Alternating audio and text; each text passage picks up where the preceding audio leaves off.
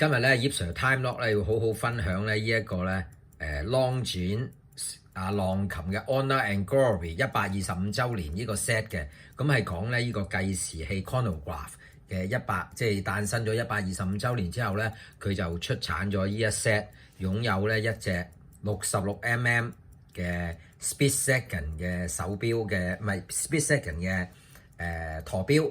咁啊，佢唔係一個純計時器嚟嘅，因為如果純計時器咧，可能 value 咧就爭好遠，佢始終都係一個有時計嘅系統嘅 Pocket Watch。咁啊，另外仲有一隻 Chronograph。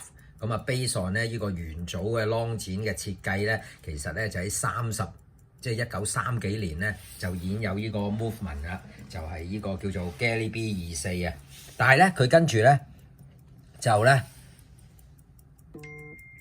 Gelliby 24之後咧，佢就呢隻錶咧嘅真正嘅製成咧就係1950年度啦。佢嗰啲 official 講就後尾咧就成為咧好多咧重要嘅奧運嘅賽事嘅 official 嘅 timekeeper。呢隻嘢咧就係真正咧當年嘅使用品嚟嘅，即係佢退役咗啦，就係真正而唔係呢唔係一隻新錶嚟嘅。咁佢 set 咧入邊跟一隻手錶啦。再跟呢個計時器咧，呢隻手錶咧就係2003年，即係呢一 set 嘢係2003年出嘅啦。咁佢就有呢隻手錶啦。咁啊同埋咧呢一個咧應該係50年代嘅一個計時器，咁啊連埋嘅。咁啊當然即係喺我認識手錶嘅時代，覺得呢啲嘢就真係好特別啦。即係你而家唔會見到一隻手錶啦，去跟一個咁複雜嘅計時器啦。如果呢個計時器咧 Omega 咧，其實佢出過㗎。咁啊，可能賣緊10幾20萬或者甚至乎更多啦。佢係 Split Second 嘅，咁你睇下啦。哇！啲聲咧，我個仔咧深夜咧話：哇！你點解係咁樣喺度個鐘咁大聲嘅？即係嗰啲聲，即係嗰啲機械感，我哋梗係中意啦。有啲人就未必中意啦。咁咧，再撳上邊咧。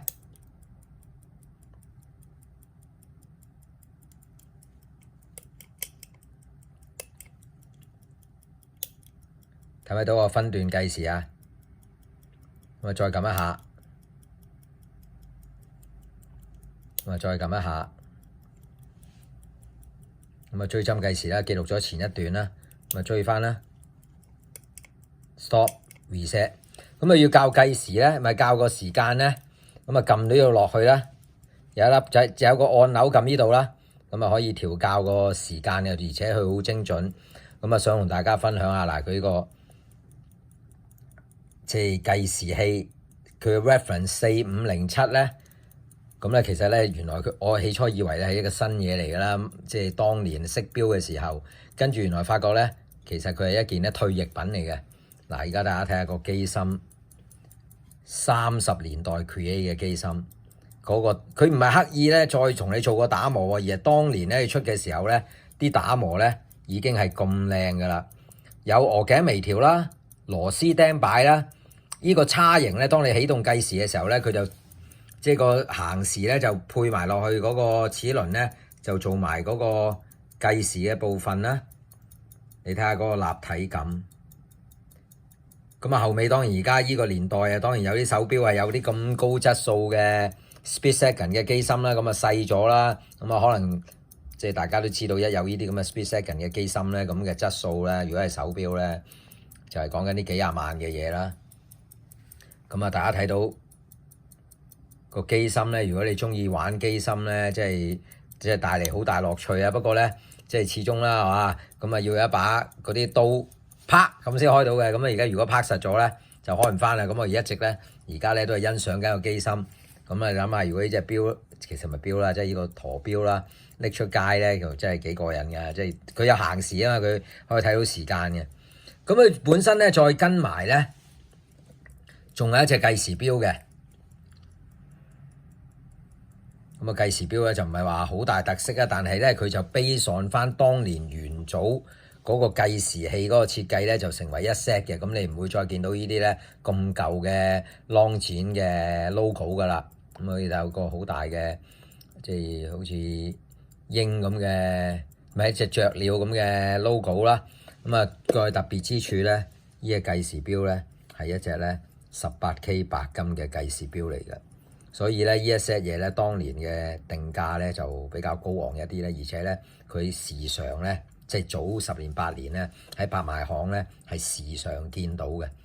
而且價值咧都幾高下。如果而家啲人咁中意玩機芯咧，相信呢啲咁嘅退役品咧更加有收藏價值咧，咁就可能成些嘢嘅價值就好高啦。咁啊跟一個咧巨型嘅大木盒，大量嘅 documents 即係咧有好多 manual 啊、證書啊、limited 證書啊咁一大堆嘢咁一 set。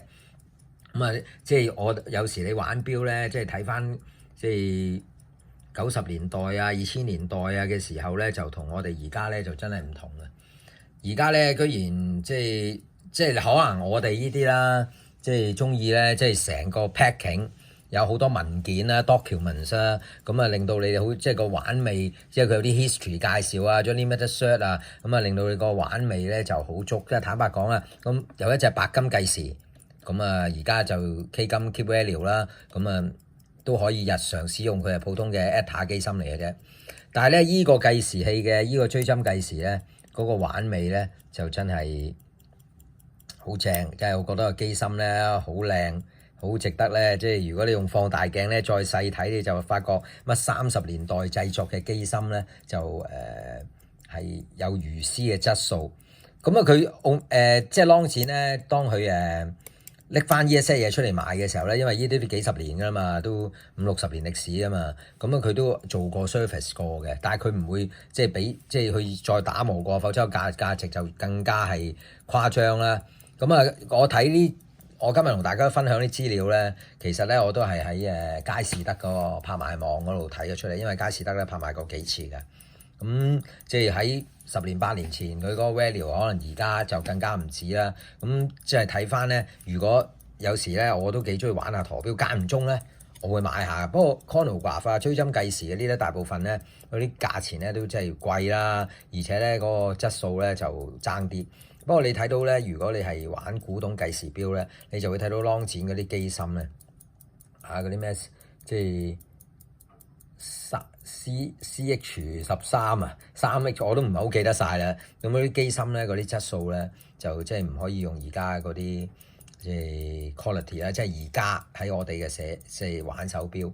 咁啊，如果咧你一用翻嗰啲古董機芯啊、古董計時啊，即係配落個新錶度咧，啲價值咧係難以估計嘅。你睇下而家嗰啲 Minerva 啊、望邦嗰啲萬寶龍嗰啲 Minerva，直情貴到你根本係即係唔係咁容易 afford 到。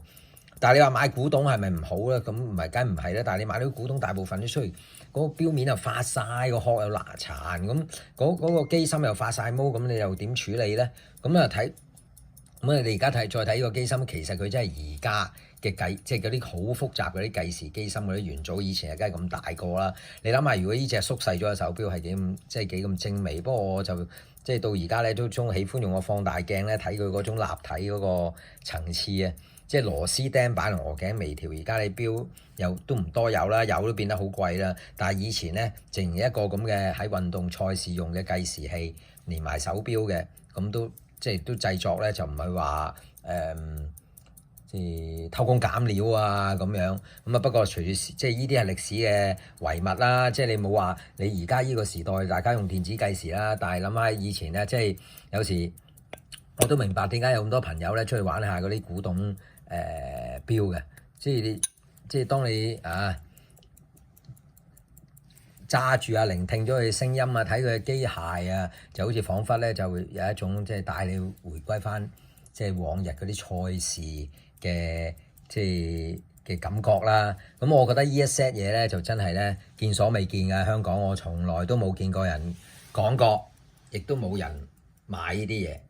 因為我哋而家玩嘅錶嗰個感覺咧，已經完全唔係。因為有時候我睇 YouTube，即係我睇都唔，我其實即係坦白講，有好多我都唔睇嘅。即係如果要剪好多嗰啲網上嘅片段嗰啲介紹嗰啲channel 咧，我自己唔係好啱。即係我有時希望咧，如果有即係不過喺香港咧玩手錶分享就少啦。咁你就冇乜人咧，就即係可能又驚人哋話乜呢啲咁嘅嘢啊，乜呢啲咁嘅嘢。不過我其實已經即係冇乜感覺㗎啦。咁啊，但係咧，即係如果見到呢啲咁有特色嘅嘢，有時候我都希望咧，同大家咧分享下，因為咧擴闊咗你玩錶嗰個視野咧，有時就係都幾開心，因為呢啲 set 咧，即係如果你喺香港買到咧，佢一定唔會係太貴嘅。但係如果你呢啲 set 咧喺外國嗰度揾咧，就嗰啲價值咧就真係咧令人嚇死你。其實講翻頭先啲 Milafa 一樣啫嘛，啲 Milafa 喺香港買，啲人當萬幾兩萬蚊，即係唔係好知啊。但係如果佢喺外國，可能佢啲價值係 double、triple 咁樣上嘅，咁就即係有時睇翻呢類型嘅，見到咁有特色嘅，就想同大家分享啦。不過可能你即係睇我個 channel，就會慢慢發覺咧，我中意嗰啲嘢咧，都係好似咧，即係淨係回憶翻我嘅。即係以前啱啱初玩錶嘅時候都可能人年紀開始大嘅老啊，咁啊找尋翻呢一啲咧以前咧買唔起啊，又或者以前咧見到得個流口水嘅咁嘅即係手錶啦。咁啊而家個欣賞力即係高咗少少，咁你就可能會睇到哇！呢啲機芯呢一 set 咁樣就真係咧諗翻起以前嗰啲手錶嗰啲即係出特別版咧，巨型木盒、大量文件、一隻退役嘅陀錶，再跟一隻白金嘅計時，咁你而家可以幻想下，如果依 set 嘢喺現今嘅時代係會咩價錢呢？早嗰輪咧 IWC 咧出咗個計時器，再加一隻手錶，嗰 set 嘢我都幾中意㗎。不過我就真係覺即係你話如果嗰個係一個鐘嚟嘅，即係唔係我嘅意思唔係淨係 stopwatch 嘅 function 咧，咁或許我都會買㗎。其實我覺得呢啲咁嘅配合嘅即係一 set 咁嘅即係呢啲咁嘅作品咧，就好有玩味，就覺得好過癮嘅。因為我而家咧成日喺夜晚咧都打開個機芯咧，就我當然唔會開晒好大窗啊，咁啊等佢好多塵啊咁樣啦，咁啊去欣賞下。因為咧我發覺咧而家咧根本手錶技術梗係可以做到呢類啦，但係咧都係大家咧就即係可為啊。但係都冇人去做啦，即係唔係話佢做唔到，梗係當然做到啦。咁啊，跟住睇翻咧，Omega 咧都有一 set 嘅嗰啲奧運計時器啦，一睇到佢幾十萬咧，即係嚇死我啊！好啦，咁啊多謝大家咧用咁長時間咧睇今日呢套片啦。咁咧可能大家最後咧就係話，跟隻白金錶係唔錯喎，即係以前咧就白金手錶咁啲人就係鋼錶嘅 double 啦，咁而家可能就已經完全唔係啦。咁啊，long 展嘅金錶咧都唔係有少少微言啦，一定係咧即係當年咧跟個鋼扣嘅啫，或者包金扣。咁不過依個計時器咧，依個陀錶咧就真係咧可遇不可求啦。好多謝大家。